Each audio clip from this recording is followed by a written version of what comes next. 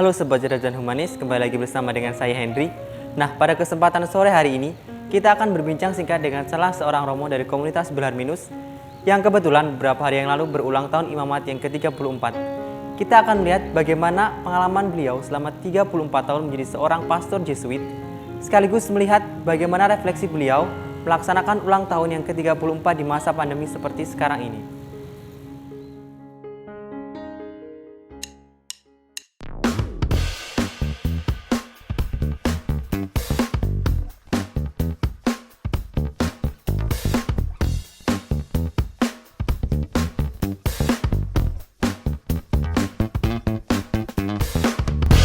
Nah teman-teman, seperti sudah saya sampaikan di awal tadi bahwa sore hari ini saya akan berbincang-bincang singkat dengan salah seorang romo dari komunitas Belar Minus. Nah, siapa beliau? Beliau sekarang sudah berada di samping saya. Silahkan Romo untuk memperkenalkan diri kepada teman-teman. Halo guys, perkenalkan nama saya Romo Asis Martoko Subroto, Serikat Yesus. Panggil saja Romo Asis. Oh, jadi kita bisa panggil beliau Romo Asis, Ya. begitu. Namun dengar-dengar belum lama Romo merayakan pesta ulang tahun imamat yang ke-34. Oh ya, tahun ini saya ulang tahun yang ke-34 sebagai imam. Saya ditahbiskan sebagai imam tahun 88. Jadi sekarang 34 tahun. Dan persis ditahbiskan pada tanggal 31 Juli tahun 1988. Itu persis pesta Santo Ignatius. Kami waktu itu ber-16 ketika masuk di Sonta sebagai novis. Tapi setelah pendidikan selesai, ternyata teman-teman kami harus memilih hidup yang lain-lain, sehingga kami tinggal berempat. Dari 16 orang, kami tinggal berempat. Jadi yang lolos 4 begitu ya, Mo? Ya, dia hanya seperberapa itu? Dari 16 menjadi 4, seperempat. 16 bagi 4, 4 Iya, 4. Baik Romo, berarti kan Romo sudah 34 tahun menjadi seorang pastor Jesuit begitu. Nah, gimana sih perasaan Romo setelah akhirnya menjadi 34 tahun menjadi seorang pastor Jesuit? Ya, sebetulnya cita-cita imamat saya itu sudah saya inginkan sejak kecil. Mungkin ketika umur usia kelas 2 SD, saya sudah selalu ditanya Bapak Ibu, ditanya orang-orang, "Sok naik gede dadi opo?" gitu kan, biasanya gitu kan. Iya. Lalu saya menjawab, saya kepengen jadi imam, pengen jadi romo, tapi tidak jelas romo apa. Karena apa? Ketertarikan saya dengan seorang romo yang pakai jubah. Kalau anak kecil dulu kan seneng tuh misa-misanan gitu. Iya. Nah, itu. Main-main itu. Tapi lama-kelamaan keinginan saya itu kok menjadi bertumbuh. Sehingga ketika mau masuk seminari Mertoyudan, waktu itu seminari Mertoyudan tutup hanya untuk anak-anak SMP masuk. Nah, saya harus ke SMP dulu. SMP lagi. SMP tidak. Nah, lalu kemudian SMA seminari Mertoyudan kan baru masuk di SMA. Iya. Tapi ternyata setelah SMP lulus, saya tidak langsung ke SMA Mertoyudan, saya ke Loyola dulu. Oh. Jadi saya lulusan Kolese Loyola, sama dengan seperti Debrito di sini. Lalu masuk novisiat Giri Sonta bersama 16 orang teman, tetapi kemudian yang jadi imam ditahbiskan kami berempat. Hanya 4 gitu jadinya. Salah satu itu Romo Hari Susanto, ya, Romo Budiarto sekarang di Paroki Purbayan, Romo Edi Antoni sekarang ada di komunitas Kolsani, dan saya. Nah, saya di Merican ini sudah 8 tahun. Sudah lama ya, berarti? Lama, karena saya tugasnya sekarang kan menjadi di penerbit percetakan Canisius. Oh, di Canisius. Mungkin ada nggak sih mau satu hal yang mungkin masih Romo benar-benar ingat banget tentang mungkin selama perjalanan Romo ini? Ya, suka duka sebagai imam. Ya. Tentu saja saya hayati dengan berbagai macam situasi. Sukanya memang karena itu cita-cita. Kegembiraan untuk ditahbiskan menjadi imam, kemudian mencoba menghayati, mengembangkan, menumbuhkan. Tugas pertama sebagai imam Waktu itu saya tugas di pastoral mahasiswa di Jogja. Kemudian setelah itu saya bertugas di Majalah Hidup di Jakarta. Kemudian saya bertugas di Kolese Kanisius Jakarta. Kemudian saya bertugas di Semarang, di Argopuro, di Provinsialan. Kemudian saya di Loyola, dan yang terakhir sekarang ini di mana? Di Penerbit Percetakan Kanisius. Itu mengalami banyak kegembiraan, penghiburan, peneguhan, ya, penguatan. Nah, dukanya ini bukan soal duka ya, tetapi sisi lain yang juga harus dihayati, panggilan sebagai Yesuit itu harus siap sedia diutus kemana saja, ke tempat yang mungkin tidak yang menantang. Seorang Yesuit harus berani untuk ditugaskan ke tempat-tempat yang menantang, tidak tempat-tempat yang nyaman. Harus bertugas ke sana. Menantang itu bukan berarti karena situasi pekerjaannya atau bukan situasi lingkup ruangnya, tetapi lebih-lebih bagaimana mewartakan keyesuitan itu dimanapun. Availability. Oh, berarti dimanapun siap sedia Dimanapun. begitu.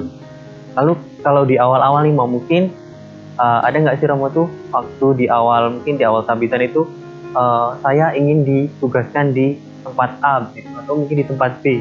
Oh ya, soal destinasi penugasan itu memang dibicarakan bersama dengan Romo Provinsial.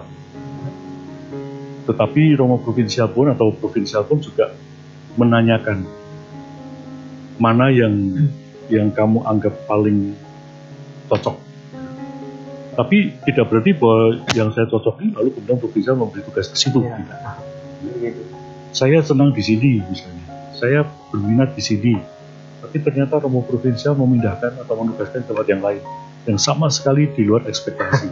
Bisa jadi. Nah, inilah kesiapsediaan seorang Yesuit untuk diutus kemanapun, ke tempat yang paling berbahaya untuk jiwanya pun, atau ke tempat yang paling nyaman, ya, itu tergantung dari perutusan. Jadi kita itu tidak pernah nawar, Bu saya ditugaskan di sana, Bu saya ditugaskan di sana, enggak. Tapi siap kemanapun kami ditugaskan. Tapi ikut ketua begitu ya. Namun dimanapun ditugaskan harus siap sedia. Siap sedia. Kalau mengenai tempat sendirimu, kamu kan tadi sudah menjelaskan di tempat ditugaskan di berbagai tempat gitu. Untuk tempat yang benar-benar Romo istilahnya mungkin kurang disukai begitu mu? Bukan kurang disukai, cuma lebih ke tempat yang mungkin menantang banget buat Romo begitu. Nah, bagi saya dari sekian penugasan yang saya alami, itu yang paling menantang itu pertama ketika saya bertugas di Majalah Hidup. Di Majalah. Itu paling, menurut saya awal sebagai imam muda itu saya tertantang di situ. Tapi kemudian yang lebih menantang lagi ternyata ketika saya bertugas di Semarang. Di Provinsialat Semarang. Itu sangat menantang, tetapi juga memberi wawasan bagi saya luas karena saya bisa berjumpa dengan para Yesuit dari wilayah-wilayah tugas yang jauh sampai yang dekat. Saya diperbolehkan untuk berkunjung ke tempat-tempat Yesuit yang bertugas sampai di Irian, sampai di Timor Leste, sampai di Medan. Dari tempat-tempat yang jauh. Yang jauh, dan memang kalau saya melihat dari lokasinya pun sebetulnya juga berat untuk seorang Yesuit bekerja di sini. Berarti bukan hanya dari Romo sendiri, tapi juga dari situasi dan lingkungan juga kadang-kadang begitu. Dan itu mengesan bagi saya karena lalu saya mengenali wilayah-wilayah penugasan-penugasan. Tidak terbatas. Saya senang, sekarang saya di Merican ketemu dengan para romo-romo dosen, gitu. De facto mereka bekerja sebagai dosen, tinggalnya di Merican, wilayahnya mungkin Sanata Dharma, mengembangkan tentang cerdas humanis. Tapi meskipun tidak melihat lokasi-lokasi yang berat-berat di teman-teman lain, tetapi sebagai romo-romo dosen, saya melihat perjuangan para romo ini tidak kalah beratnya juga. Berhubungan dengan sesuatu yang sulit dan situasi dan keadaan yang sulit kan sekarang masih istilahnya masih di masa pandemi COVID-19 gitu Mona. Dan kemarin juga bertepatan dengan ulang tahun Romo ternyata masih di masa-masa pandemi. Ya. Nah, bagaimana Romo mungkin melihat hal tersebut ketika Romo melaksanakan ulang tahun Imamat yang sekarang itu mungkin pasti ada perbedaan dengan ulang tahun di tahun-tahun sebelumnya karena sekarang di masa pandemi kan. Ya. Gimana Romo merefleksikan mungkin kok ternyata tahun ini ulang tahun Imamat saya berbeda dengan tahun-tahun sebelumnya. Betul. Tahun 2020 ini memang khusus. Biasanya di dalam merayakan pesta Santo Ignatius, kami itu mengadakan pertemuan bersama seluruh Yesuit. Ya. Biasanya di Sangkalputung 2 atau 3 hari. Lalu berkumpul bersama, ketemu face to face. Tetapi dengan pandemik ini, semua pertemuan-pertemuan itu diganti dengan live streaming. Online. Jadi kebetulan juga di tahun 2020 ini ada serah terima dari Romo Provinsial yang lama, Romo Sunu, ke Romo Provinsial yang baru, Romo Beni. Mestinya itu dirayakan bersama-sama, tetapi lalu menjadi live streaming. Dilalah atau bagusnya adalah ketika kita merayakan dengan cara online, itu malah kita bisa berjumpa dengan saudara-saudara kita, para Yesuit Indonesia yang ada di Amerika, yang ada di Roma, yang ada di Thailand, yang ada di Myanmar, yang ada di Malaysia, Singapura, dan lain-lain. Juga mengatasi kendala bahwa mereka tidak bisa hadir, tapi justru bisa berjumpa. Nah, ini kegembiraan bagi kami.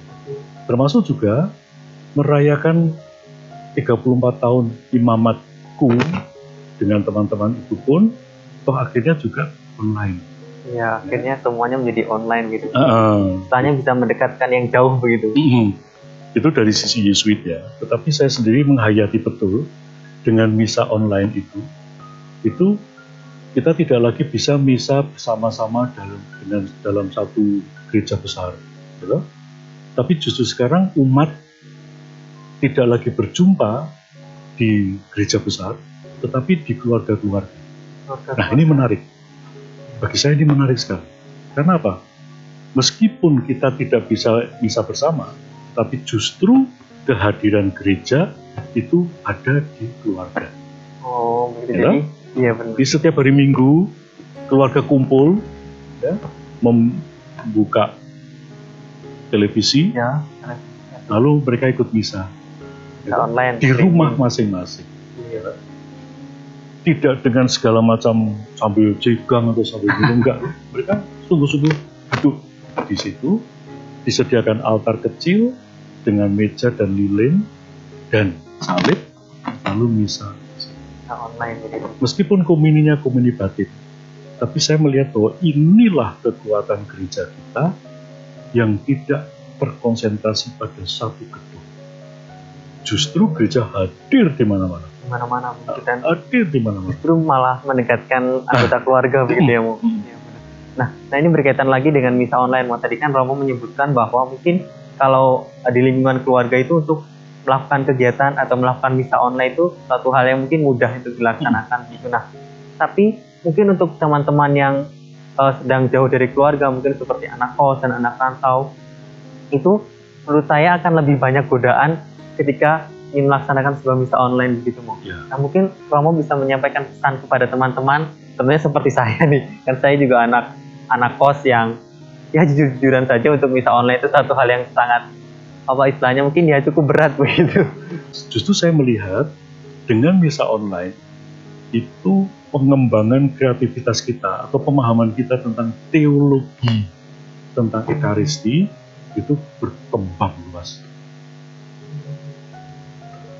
Ekaristi itu tidak hanya sekedar dirayakan di dalam gereja bersama, Tapi Ekaristi itu sekarang ditumbuh kembangkan di dalam kehidupan sehari-hari. Termasuk rekan-rekan muda. Rekan-rekan muda ini ketika tidak ada ketika ada misa online, sebetulnya kan lalu yang penting ada kerinduan nggak sih di hatiku untuk sekurang-kurangnya kalau misa itu meskipun tidak ikut misa tapi berjumpa dengan teman-teman, ya kan? Berjumpa dengan teman-teman, lalu melihat teman-teman, tidak ikut misanya tapi ngobrol di luar, it's okay. Tapi dalam lingkup gereja, dalam suasana Ekaristi bersama. Maka ketika misa online ini terjadi, teman-teman pun mungkin tidak lagi melihat bisa bertemu dengan teman-teman yang lain seperti biasa, tetapi kreativitasnya untuk ikut misa online, meskipun hanya khotbahnya tok, Iya benar. atau kemudian setelah khotbah rampung ditutup, lalu kemudian buka lagi berkatnya tok, nggak apa-apa. Ya, tapi itu sudah menjadi partisipasi, baik itu aktif maupun pasif, tetapi di dalam konteks Ekaristi. Jadi Ekaristi itu justru lebih berkembang sekarang begitu ya, bukan hanya berhubungan dengan sesuatu yang ada di kapel atau di gereja begitu. Sekarang Ekaristi justru lebih meluas. Ya, tidak dibatasi dengan gedung gereja, tapi Ekaristi itu menjadi partisipasi yang aktif dimanapun. Jadi lebih aktif dimanapun begitu. Loh, mahasiswa Sanata Dharma itu kan cerdas humanis. Cerdasnya itu justru ketika melihat peluang, humanisnya harus benar nggak? Ya, berkumpul. Humanisnya harus berkumpul, menyapa teman-teman. Ya, menyapa teman-teman, mungkin orang lain juga. Begitu juga dari sebagai imam itu kan punya kewajiban untuk setiap hari misa. Baik itu misa harian pribadi, misa hari Minggu. Nah sekarang kalau imam itu hanya misa sendiri, gitu, dia harus misa sendiri, tetapi yang dia misa sendiri untuk mengajak atau mendoakan para umat yang lain. Untuk yang lain juga. Jadi dia berarti misa online itu romanya wis ora ono misa juga merasa misa. Bisa begitu. Tapi ya, tetap kewajiban seorang imam setiap hari harus merayakan Ekaristi. Oh ya, jadi wajib untuk seorang imam begitu ya, Bu. Baik. Nah itu teman-teman, mungkin tadi sudah kita melaksanakan sharing bersama dengan Romo terkait pesta ulang tahun beliau yang ke-34, dan juga kita sudah melihat tentang bagaimana refleksi beliau di masa-masa pandemi, kemudian juga beliau banyak sharing tentang pengalaman-pengalaman beliau selama 34 tahun. Mungkin jika teman-teman ada yang tertarik untuk menjadi seorang pastor Jesuit, mungkin bisa konsul dengan beliau begitu ya. Nah mungkin itu saja bincang-bincang kita dengan Romo untuk kesempatan sore hari ini. Mungkin kita akan bertemu di lain waktu lagi. Terima kasih Romo atas kesempatannya. Terima kasih teman-teman muda, cerdas, humanis. Nah begitu. Halo.